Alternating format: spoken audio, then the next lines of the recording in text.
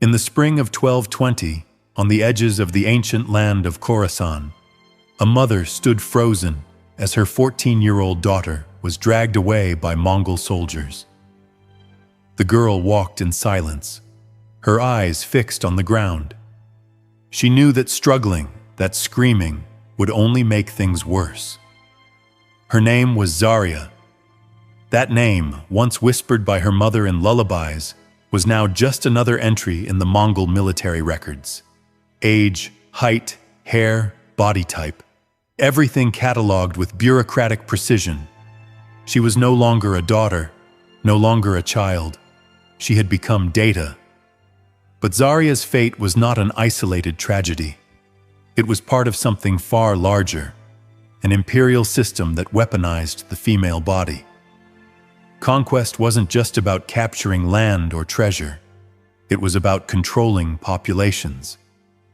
Maternity itself had been transformed into a political resource, recorded not in the chronicles of victory, but hidden in the genetic memory of generations. This wasn't simply military expansion. It was biological integration. The caravans of captives in the 12th and 13th centuries explain why, centuries later, genetic studies reveal traces of Mongol blood in millions across Eurasia. The true power of Genghis Khan wasn't just in his campaigns. It was in the human legacy he engineered with chilling precision. This is the story of how one man turned reproduction into an instrument of empire, and why its echoes still haunt the present. To understand how we arrived here, we must return to Mongolia in 1162, when a boy named Temujin was born into a world where survival meant taking what others had. His tribe was poor, marginalized, constantly harassed by stronger clans. When Temujin was only 9, his father was poisoned by tribal rivals. His mother, Hoelun, was left with several children to feed. They survived on roots, raw fish, anything the earth or rivers would spare. For young Temujin, the world divided into two categories: those who take and those who are taken. At 16, he faced his first defining loss. His promised bride, Berta, was kidnapped by a rival tribe. For months he searched desperately, haunted by whispers of her fate. Violated, forced into another man's bed, or perhaps already dead. When Temujin finally found her, Berta was alive, but pregnant. Whose child she carried, he could never know. Yet something crystallized in him that night, a cold calculation. Women were not just spoils of war, they were the future, and whoever controlled that future controlled the world. Temujin began to build power with a vision that went beyond warfare. He noticed what others ignored. After battles, enemy tribes mourned their dead for days. Warriors took their own lives rather than submit. But the women, they endured. They adapted. They bore children, and those children would grow up knowing who had conquered their mothers. To Temujin, this was not a threat. It was an opportunity. If he could systematize control over reproduction, he wouldn't need to garrison every conquered city forever. The people would, in time, become Mongol from the inside out. By 1206, when the tribes of the steppe proclaimed him Great Khan, Genghis Khan, his vision had already taken shape. His administrators would later call it the system of permanent seeding. It was not abstract philosophy, it was military protocol. And the experiments had already begun. The first large-scale trial came in 1209 against the Tangut Kingdom. The Mongols did not descend like savage raiders. They advanced like a machine. Alongside warriors rode scribes, administrators, and physicians trained in female anatomy. Weeks before the siege, spies slipped into Tangut cities to conduct secret censuses. How many women? What ages? What family lines? every detail written on scrolls that became the first industrial records of sexual violence in history. When the cities fell, the Mongols executed or enslaved the men. But the women, they were divided with surgical precision. Primary reproducers, ages 14 to 30, no visible defects. Secondary reproducers, 31 to 40, preferably with children already. Discard, under 14, over 40, or sick. The first two categories were branded with ink on their wrists and sent into caravans built to follow the army. The third group disappeared. These caravans were unlike anything seen before. They were rolling cages, designed specifically for human processing. Compartments separated the newly captured from the already pregnant. One wagon carried women who had recently given birth. Another confined those deemed unproductive, awaiting gradual elimination. Mongol physicians experimented with herbs that sped ovulation, diets that boosted fertility, even crude surgical attempts to fix reproductive problems. Women were no longer people. They were breeding stock. The bureaucracy was relentless. Every violation recorded, every pregnancy documented, every birth classified. Infants judged by their physical traits. Promising babies were raised as Mongols. The rest were quietly destroyed.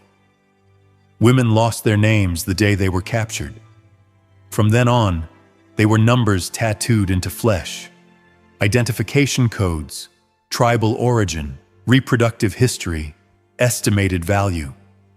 Some whispered their true names into their babies' ears, hoping the sound might survive. Others carved marks into their own skin to remember who they once were.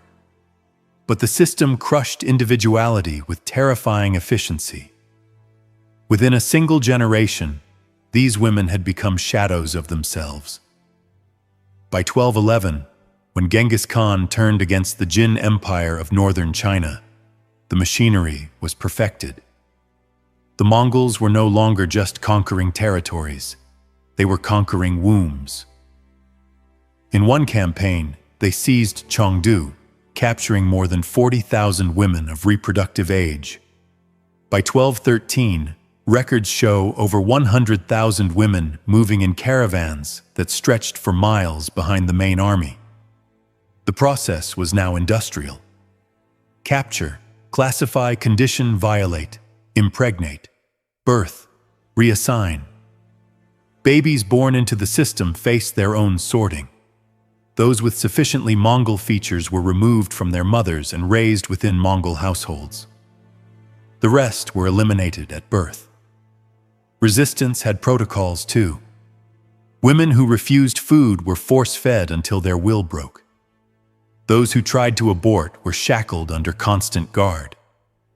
Those who mutilated themselves to become barren were kept alive just long enough to serve as warnings.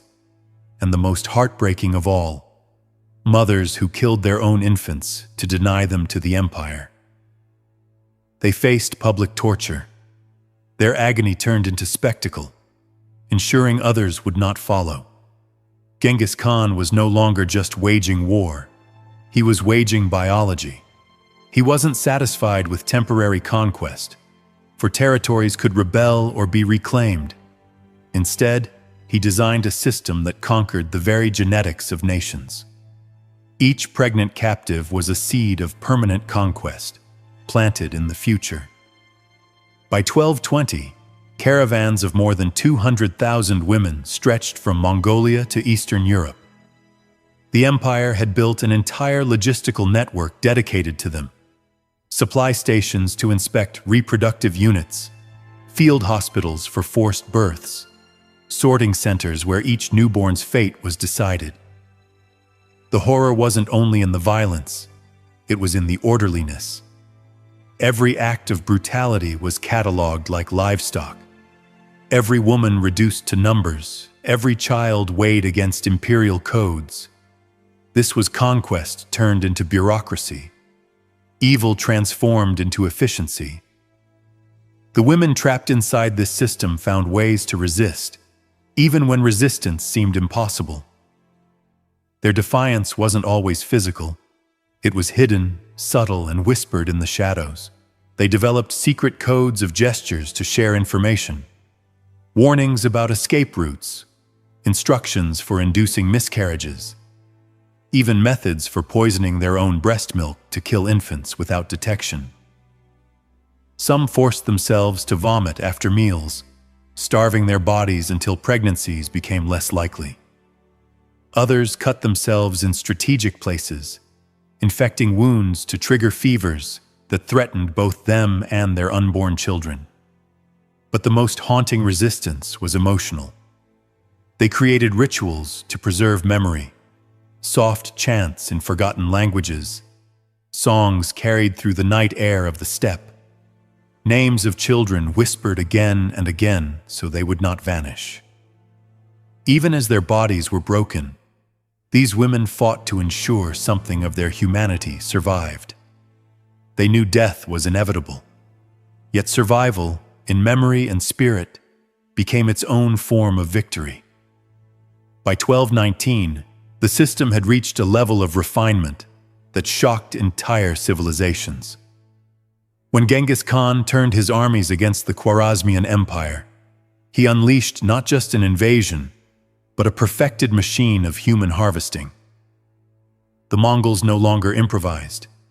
They had protocols for everything, different strategies for different types of cities, tailored approaches for various cultures. Intelligence networks scouted ahead, cataloging not only women but their families, skills, and emotional ties. All of it weaponized to break spirits and maximize compliance. Cities like Bukhara, Samarkand, and Merv fell not only to military power, but to an industrial process of separation. Families were torn apart with clinical precision. The Mongols had learned that keeping mothers with small children for the first 3 months made them more cooperative. But after that period, separating them shattered resistance permanently. Even social status was exploited. Noble women were singled out for special treatment, not out of compassion, but calculation.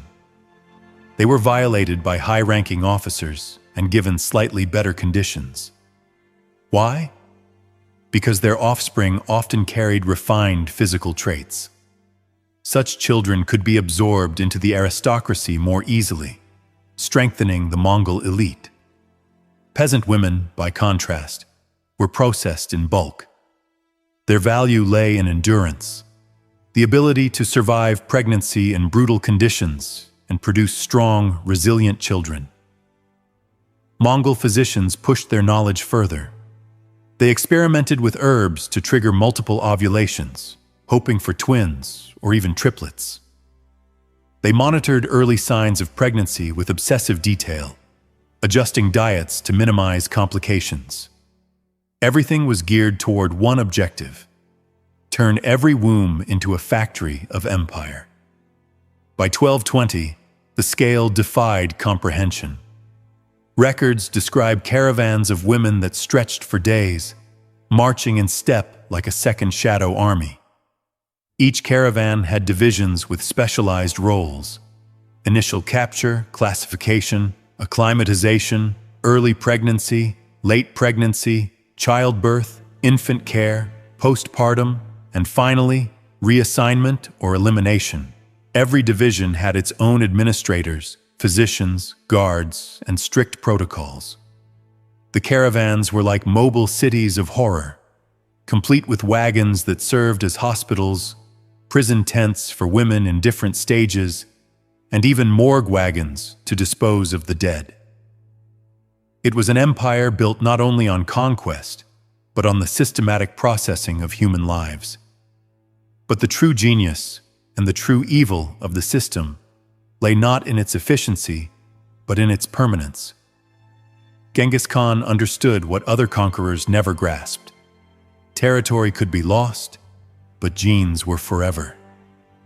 Each child born into the system carried the Mongol imprint, and those children would have children, and their children would continue the line. The conquest did not end when a battle was won. It lived on in the blood of every descendant. Modern genetics